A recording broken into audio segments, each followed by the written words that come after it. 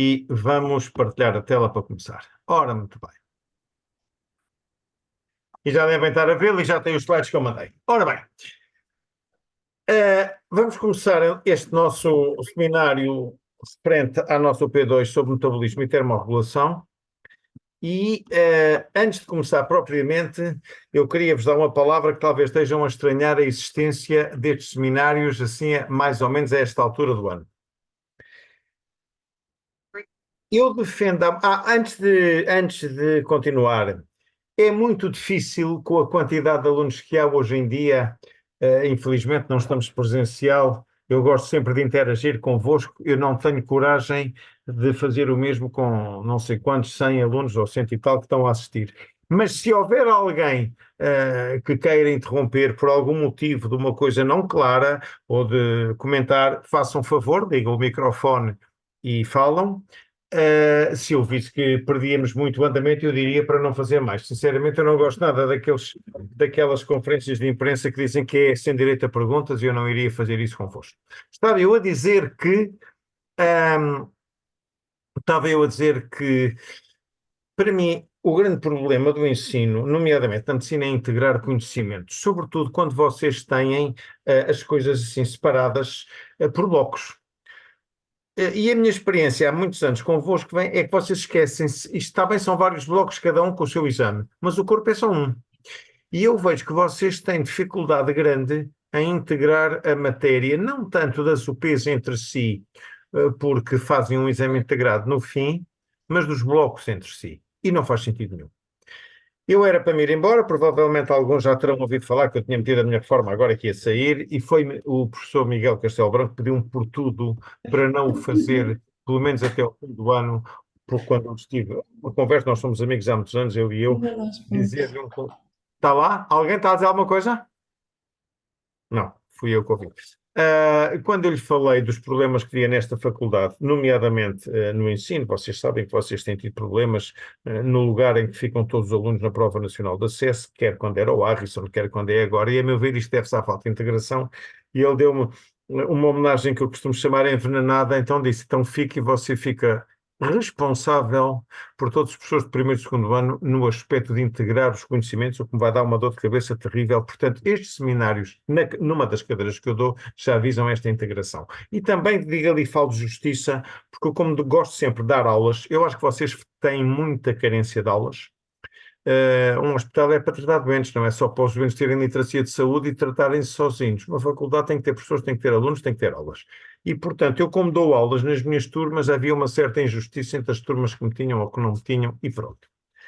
Portanto, por outro lado ainda, estes seminários vão servir para vos dar visões globais, para ir atualizando as UPs, sobretudo para vos dar visões globais. Eu penso que por nós estudam-se na bibliografia. Há dois tipos de conhecimentos que as pessoas têm que ter e perceber quando estão a estudar.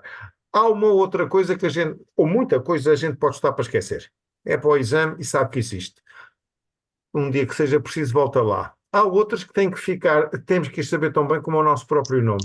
Mas alguém tem que criar o esqueleto mental das coisas para arrumarem os conhecimentos que vão. Portanto, vocês precisam de alguém que vos dê uma arrumação e que vos molde o raciocínio das cadeiras. E só faz sentido estudar cadeiras básicas se tiverem uma rápida aplicação à clínica. Se for estudá-las só pelo aspecto abstrato, não vale a pena. E assim, nós neste bloco, neste seminário 2 horas, neste seminário 2 horas e teremos mais. Isto não é são 2 aulas. Eu na primeira hora vou-vos falar de metabolismo em geral e na segunda, como se fosse uma outra aula, mas que é hoje de seguida com algum intervalo, vamos falar de glúcidos. Eu vou fazer uns intervalos periódicos de 5 minutos para esticarem as pernas e para eu ir pondo isto a gravar, eu vou disponibilizar os vídeos. Não faz sentido disponibilizar um vídeo enorme, vou-vos disponibilizar fragmentos que ponho no YouTube e de maneira que o tempo de gravação também é o tempo de vocês esticarem as pernas. Vocês vão ter mais aulas deste género, eu acho que até ganhavam em ter noutros blocos também. Pronto. Posta esta introdução, vamos começar então a falar da nossa matéria de introdução ao metabolismo e vamos falar estes 4 tópicos, vocês sabem que é da vossa matéria. O primeiro, o conceito de energia e metabolismo energético. Lá está, se eu estivesse numa aula convencional com uma turma mais pequena, começaria já a perguntar qual é o vosso conceito de energia. assim vou ter eu que a definir porque não vale a pena estarmos sem e tal a responder. Uh, antes de mais, vamos falar de energia e de metabolismo. Eu acho piada a estes mapas. Isto parece um mapa, se vocês já perceberam, com as várias vias metabólicas, os hidratos de carbono a cor-de-rosa, dos lipídios a verde, o ciclo de Krebs ali a amarelo, o metabolismo proteico dos aminoácidos aqui a azul e por aí fora. E, portanto, é para terem uma noção que nós vamos estudar uma pequena parte, aquilo que realmente é mais importante. Isto é mais um mapa quase decorativo do que outra coisa, mas, ideia importante, metabolismo é mais do que apenas bioenergética. A bioenergética é o capítulo que estuda a maneira como o metabolismo produz a nossa energia. Mas basta pensarem, quando eu estou a sintetizar a hemoglobina, é o metabolismo que me leva até à síntese, ou quando sintetizo a bilirrubina, ou quando sintetizo a melanina, ou quando sintetizo tantas coisas que eu preciso. Não, o conceito de metabolismo é muito mais abrangente. A bioenergética é um capítulo do metabolismo. Por outro lado, se tiverem bons dotes de observação, vão reparar que este slide que eu aqui pus até é do metabolismo de uma célula vegetal e não animal, porque tem aqui a função já da fotossíntese. Bem, de todos estes mapas grandes que eu mostrei atrás, o que é que nós estudamos aqui no sistema endócrino metabólico? Eu pus a cores. A parte azul e a parte cinzenta, embora eu vá repetir agora para rever, teoricamente é matéria das biologias do ensino secundário e terão dado no primeiro ano, na biologia celular, o ciclo de Krebs e a cadeia respiratória. A verde, o que é desta nossa unidade? Metabolismo dos hidratos de carbono. E ainda as fosfopentoses que não estão aqui representadas neste boneco. Na UP3, a parte amarela e a parte encarnada, que corresponde ampliado às partes que estão aqui. Pronto. Então, estava-vos eu a perguntar o conceito de energia. A gente pode definir a energia de muita maneira. É evidente, um aluno para vir para a medicina tem que ter como precedência a cadeia físico-química e as cadeias de biologia, mas eu poderia definir a energia como algo suscetível de provocar trabalho e ou de mudar o estado em que está a matéria e ou de aumentar a sua organização. Conceito de energia. E todos nós conhecemos imensas formas de energia. A luminosa, radiante, o nuclear, das outras ligações atómicas, térmica, elétrica, magnética, mecânica, e várias da química, podem ser potenciais ou atuais, todas elas se convertem entre si, como sabem, de acordo com as leis da termodinâmica que terão estudado no secundário. O que talvez não se lembrem é que a energia solar é a mãe delas todas, por isso é que se dizia que sem Sol não havia vida nos planetas. Ou, como eu costumo dizer, a gente em certa medida trabalha a energia solar. Não diretamente, mas trabalhamos um bocado a Sol. E é devido às cadeias alimentares que vamos ver que trabalhamos a energia solar. Tendo sempre presente que, apesar de eu ter dito que a bioenergética não é o todo do metabolismo, fica já dito um conceito biológico muito importante. As células, e portanto o organismo, sacrificam tudo e mais alguma coisa à produção de energia. Porquê? Porque se uma célula não produzir energia, morre rapidamente em poucos minutos. Ora, então aqui está o bonequinho do Sol que eu vos queria dizer. A energia-mãe, há muitos milhões de anos atrás, quando começou a haver vida, primeiro nos oceanos e depois se fixou no planeta, quando começou a haver esta coisa verde, que é a clorofila, que é uma maravilha da natureza, porque é um pigmento que eu vos tinha mostrado naqueles slides iniciais, aqui na fotorrespiração, na fixação do carbono, e daí a sua função ecológica. A clorofila, com a energia solar, capta o CO2, liberta oxigênio para o ambiente e essa energia captada fica armazenada como ligações com energia química aqui representados nestes frutos, nestas maçãs e nestes limões, portanto, nos compostos vegetais.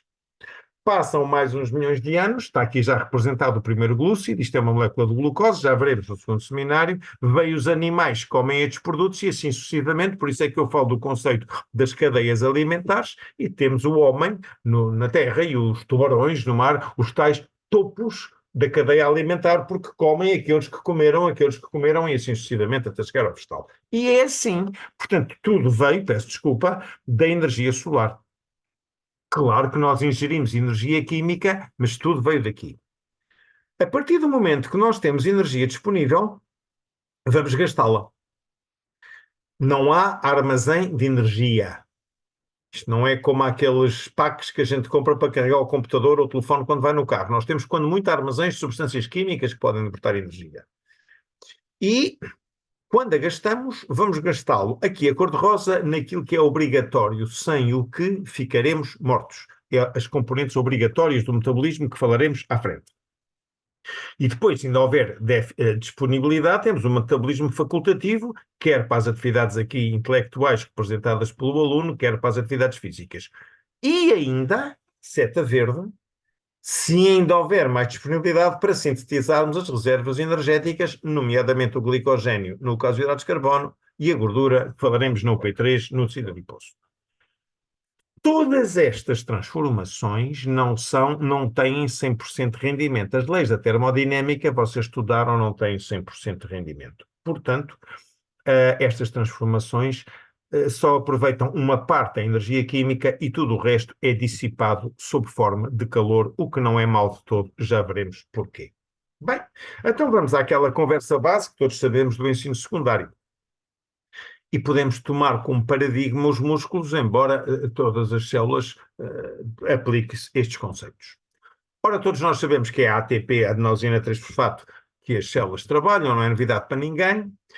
Não há ATP pré-formado em cada célula, as reservas são extraordinariamente escassas, só dão para 1 a 2 segundos de atividade celular à taxa máxima, 4, 5, 6 a uma taxa submáxima, portanto, desprezemos. E já disse que sem energia as células morrem logo e já vou explicar porquê. Então, os tais alimentos que a gente come, vindos do slide anterior, não se esqueçam que este módulo também é a introdução aos fundamentos da nutrição, é para possibilitar a síntese contínua basal. Quer dizer, a gente trabalha a sol, não é bem a sol, a gente trabalha a energia química dos alimentos. Não é bem a energia química dos alimentos, a gente trabalha a ATP, mas é nesta sequência de transformações a partir das célebres vias metabólicas à transformação em B, B em C. E, obviamente, quanto mais energia a célula tem que produzir porque está a trabalhar mais, a velocidade das vias vai aumentar. Sempre que se vos falar de produção de energia, ouçam simultaneamente consumo, porque já disse, não há energia armazenada, a célula produz na justa medida do que está a consumir. Pronto. Um mol, uma molécula-grama de ATP, quando se faz a sua transformação clássica em ADP e fosfato inorgânica, liberta a brutalidade de 7.300 calorias, ou seja, nenhum de nós gasta um mol por dia de ATP e está para aí para 3 dias à vontade. E cá está a reação básica da biologia. Deste lado liberta-se energia e deste lado, quando a célula tem energia suficiente, vai refazê-la. Reparem o lado direito. E, sobretudo, para a parte aqui de baixo de tudo. Eu penso muitas vezes na questão das membranas celulares. Eu repito que sem produção de energia uma célula morre. Porque se há coisa, por exemplo, que é, entre aspas, contra a natura do ponto de vista químico, é muito natural do ponto de vista biológico, é esta arrumação dos sódios para um lado, potássios para o outro, eletronegatividade. Isto é preciso muita energia para ultrapassar a tendência destes íons se atraírem mutuamente e isto não se neutralizar. Mas vocês sabem que se a membrana não tiver assim, a célula hemolisa e morre. Só aqui vão mais de metade da energia que as células produzem. E assim sucessivamente. Por isso é que eu digo que sem energia não há hipótese. Ou seja, esta transformação do ATP em ADP e vice-versa, e aplicada a todas as outras, mostra-nos os dois conceitos básicos das reações. Endergónicas, quando ergo, trabalho, endo para dentro, isto é, para se produzir esta reação, este trabalho eu tenho que fornecer energia, dar lá para dentro. Exergónicas, o contrário, reações que libertam energia, ou seja, este lado esquerdo é endergónico, este lado direito é exergónico, e vamos ver muitas reações metabólicas de uma e de outra maneira. E peguemos ainda no exemplo que eu estava a dar da bomba de sódio. E agora, este conceito que vocês já todos falaram no secundário, o conceito de entropia, ou na física, que é, agora estamos no carnaval, até o exemplo é bom, eu vou ao meu parapeito da janela, tenho um saquinho com papelinhos, com confetes, como há quem diga, entorno-os lá para baixo, eles vão a esvoaçar ao vento, eu estou no primeiro ou no segundo andar, chegam ao som, espalham-se. E espalham-se de uma forma ao acaso. Se houver um vento, se houver uma coisa, já não será tão ao acaso, há uma resultante. Seria extraordinária coincidência Se quem, um transeunte que vai a passar debaixo da janela e vê os papelinhos dispostos a escrever o nome dele. Epá, uma possibilidade em tetraleão, não sei quantos elevado a, poderia acontecer, mas de certeza que não foi espontâneo. O papelinho é o mesmo, o número de papelinhos no chão estão com a mesma energia potencial, porque já estão colados ao mesmo nível gravítico. Alguém gastou energia a andar de cabo para o ar a ordenar os papelinhos a escrever aquele nome. Portanto, os papelinhos são o mesmo, o nível da altura em relação à distância da Terra, a questão é o mesmo, mas se há uma componente extra de organização, mais energia foi necessária para criar esta organização. Por isso eu defini energia como algo que produz trabalho, muda o estado da matéria ou da sua organização. Quanto mais organizada uma molécula é, quanto mais complexa é, mais energia requer para a sua síntese e vice-versa. Bom, e tudo isto vem das célebres vias metabólicas. Cá está um exemplo de reações catabólicas. Geralmente nas reações que libertam energia, as reações exergónicas geralmente são catabólicas, em que moléculas maiores se vão transformando em moléculas mais pequenas com libertação de energia em algumas passagens, e geralmente nas anabólicas, em que moléculas mais pequenas fornecendo-se energia, porque eu vou aumentar a organização da matéria das macromoléculas e faço moléculas maiores são anabólicas. Ana construir, cata destruir. E para isto ser rápido e ser compatível com a vida, cá estão os enzimas que vocês já estudaram, que aumentam milhares e milhares de vezes a velocidade destas vias e o metabolismo é o somatório do ANA e do CATA. E as enzimas também, muitas vezes, não trabalham sozinhas, todas as enzimas, o seu sufixo acaba em ase, como sabem, e trabalham com coenzimas que não se gastam na reação, mas cuja presença é necessária para o enzima trabalhar, e iremos ver mais tarde que todas as vitaminas do nosso corpo funcionam precisamente como coenzimas de reações determinadas. Falando da bioenergética, então eu poderia resumir a bioenergética nesta imagem que está aqui. Sempre que se produz energia, pressupõe-se a oxidação de uma substância, que em bioquímica se chama substrato, neste caso substrato energético, e como sabem, a oxidação significa perder eletrões. Ou seja, são removidos eletrões a uma substância, ora, se são removidos a uma substância, alguém vai ter que os aceitar. Sempre que há uma reação de oxidação, há algures uma reação inversa de redução, por isso se fala nos equilíbrios redox. E, portanto, no catabolismo já vimos que é quando eu oxido, os vários macronutrientes aqui representados a cor-de-rosa, reparem estes coenzimas que aqui estão, todos eles têm valências positivas, ou os que não têm hidrogénios ligados, e reparem que todos estes estão mais hidrogenados porque captaram eletrões, e é por isso que eu vou oxidá-los com os produtos finais, CO2 e água, se a oxidação for completa, e ainda amónia, no caso das proteínas. Obviamente que quando eu tenho reações anabólicas é o contrário. Agora, em vez de libertar, vou dar energia e estes coenzimas é que se vão oxidar porque perdem eletrões e estas moléculas vão ficar mais reduzidas e chama a atenção, por exemplo, estes dois que são muito importantes, o NAD e PH, para a síntese da gordura. Pronto.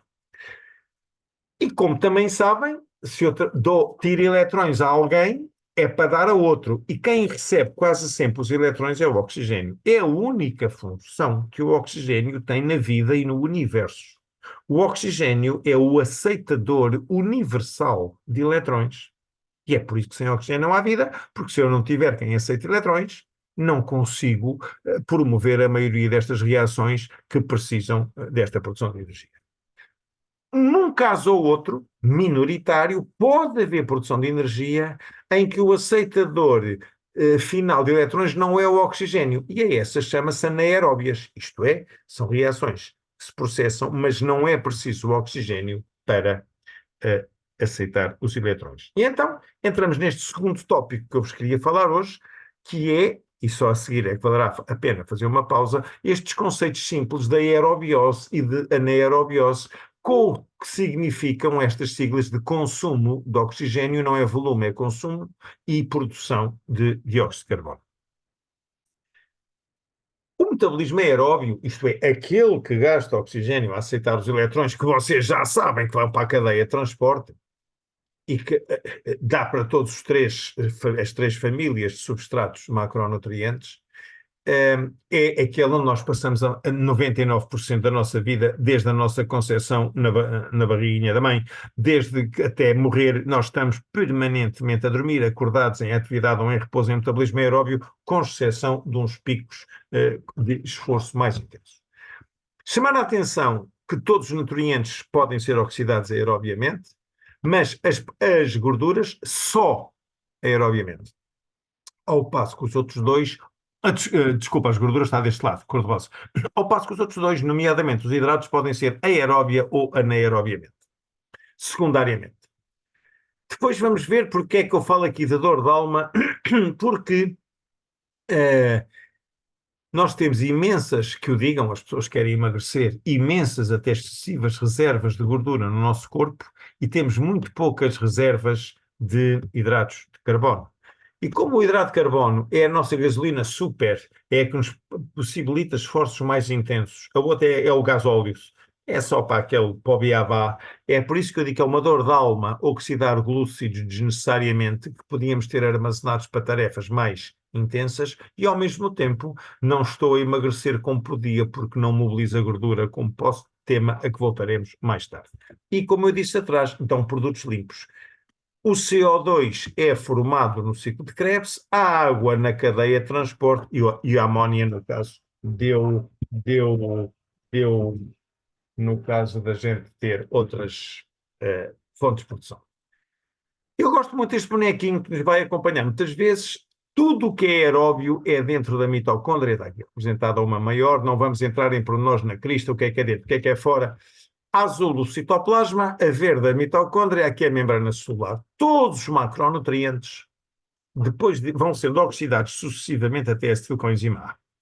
E o acetilcoenzima A é metabolizado pela mitocôndria, é ele que alimenta o Krebs e é no Krebs que se formam eletrões para a cadeia de transporte. Portanto, quais são as vias intramitocondriais? A cadeia de transporte de eletrões, o ciclo de Krebs, a oxidação da gordura, porque eu já vos disse que é obrigatoriamente aeróbio. Os ácidos gordos, quando se libertam das gorduras, migram para dentro da mitocôndria, como veremos no P3, e outras que não têm a ver com a bioenergética. E depois a história do transporte de eletrões, que eu não vou entrar em pormenor, que já o estudaram em cadeiras anteriores, mas vocês sabem que os eletrões, todos, em qualquer substância, têm, conforme o orbital em questão, quanto mais longe não vai, perdendo energia à medida que se aproximam. E, portanto, é desta mudança de orbital para orbital que eles vão libertando energia. Portanto, do nada H para o Fado, do Fado para o citocrómio, B para o C, estes degrauzinhos descendentes significam orbitais descendentes e quando passam de um orbital numa molécula para um orbital de menor nível energético noutra molécula, vão libertando a tal energia. E quando a sua energia vem muito amortecida, ligam-se ao oxigênio, que entrou, entretanto, pelo sangue e chegou à mitocôndria, o tal aceitador final. O eletrão foi gerado no ciclo de Krebs, é para isso que serve o ciclo de Krebs. O ciclo de Krebs é a fábrica de eletrões, não andam assim eletrões à solta livres aí no meio da rua. São formados no ciclo de Krebs. Dos átomos de hidrogênio. Então, eu peço desculpa, se sai o eletrão, os eletrões ficam prótons. Estão dentro da matriz mitocondrial. Quando o eletrão com nível energético baixo se junta ao oxigênio, o oxigênio mais o eletrão renova o próton e faz água. A tal água que eu disse que é aqui que se faz. Quando a gente canta a cantiga dá CO2 e água, a água é sempre aqui que se forma, ao passo que o CO2 é no Krebs. Repito, é para isto que serve o eletrão. Desculpa, que serve o oxigênio, para aceitar eletrões. E consome-se. Cá está o conceito de VO2. Eu tinha o oxigênio, quando recebo o eletrão transforma-se em água, tinha o oxigênio, passei a ter água. Quanto mais isto anda, mais oxigênio consome.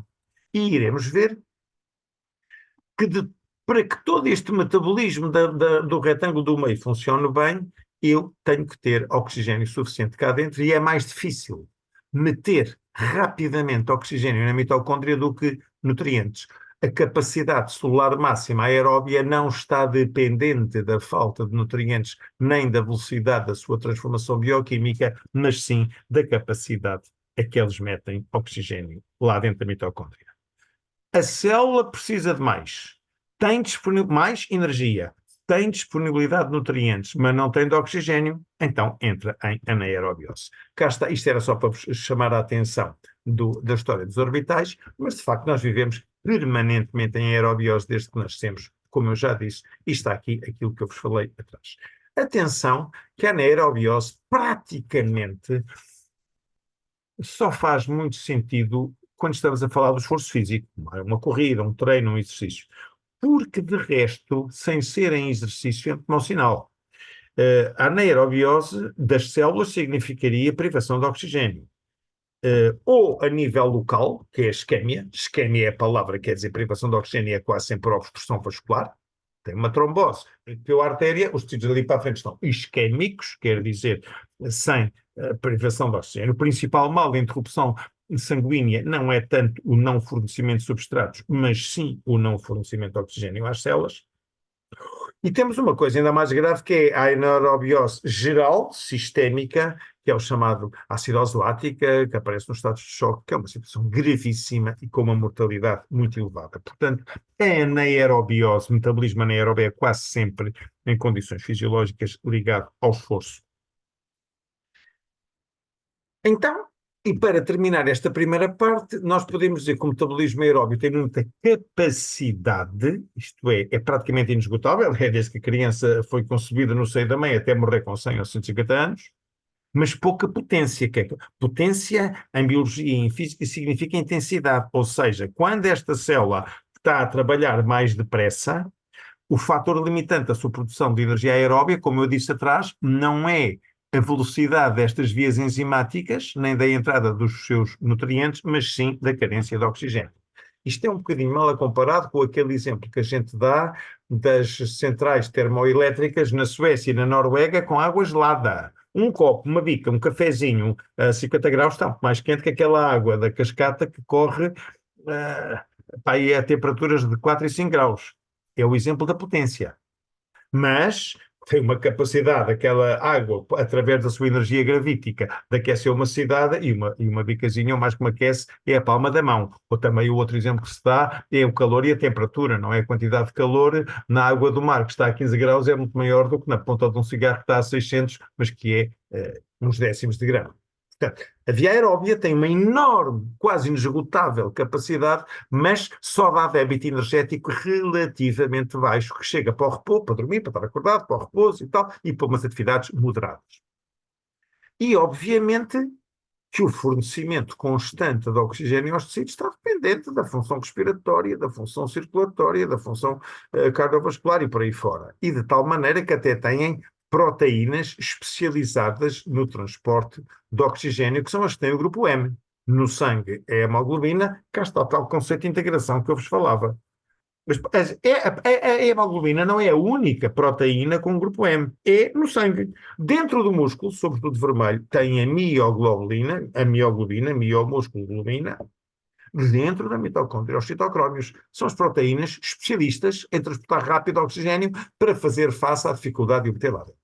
Bem, esta conversa que eu estou a ter em termos interpretativos é mensurável, senão não valia a pena tê-la. Nós conseguimos saber quanto oxigênio por minuto, ou por hora, por quiserem, que uma pessoa gasta e quanto CO2 produz.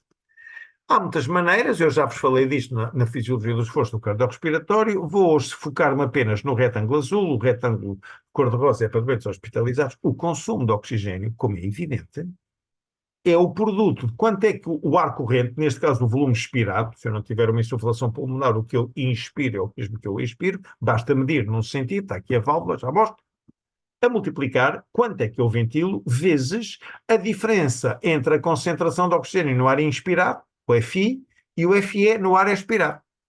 Como sabem, o ar inspirado é os 21% do oxigênio na atmosfera, o ar expirado tem qualquer coisa como 17% se eu estiver em repouso, terá menos se eu estiver em ganho de esforço.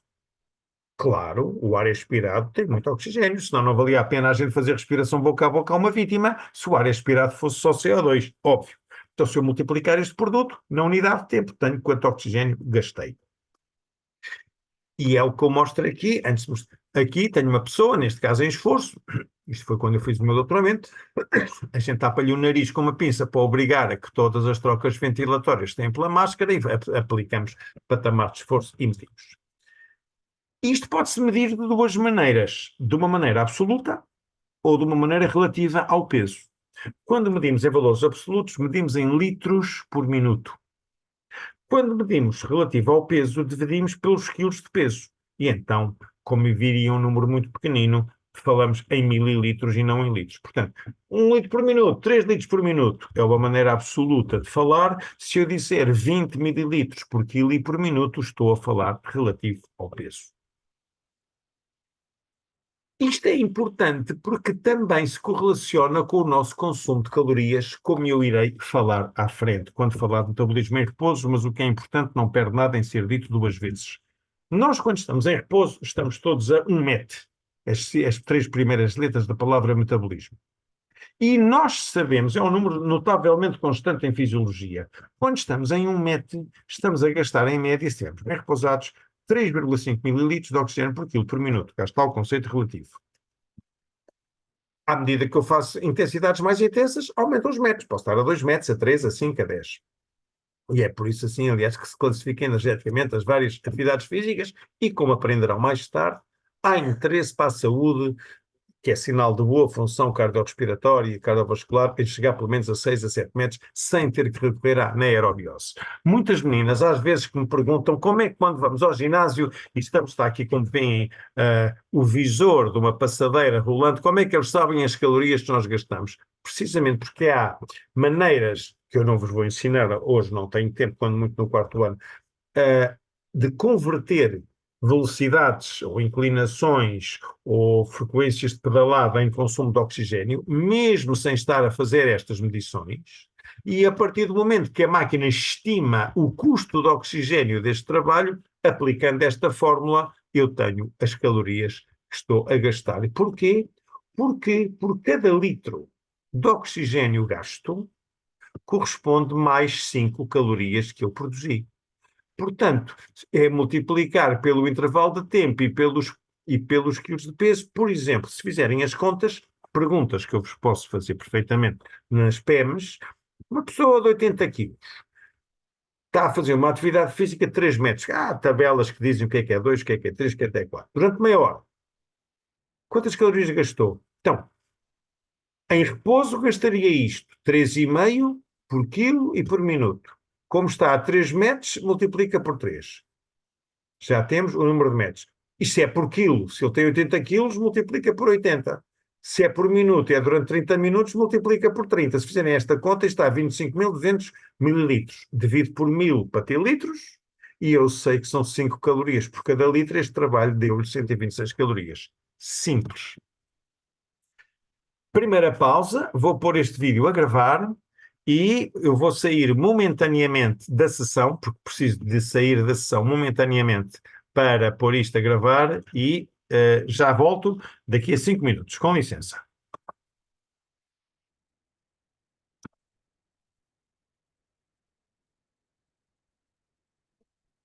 Muito bem.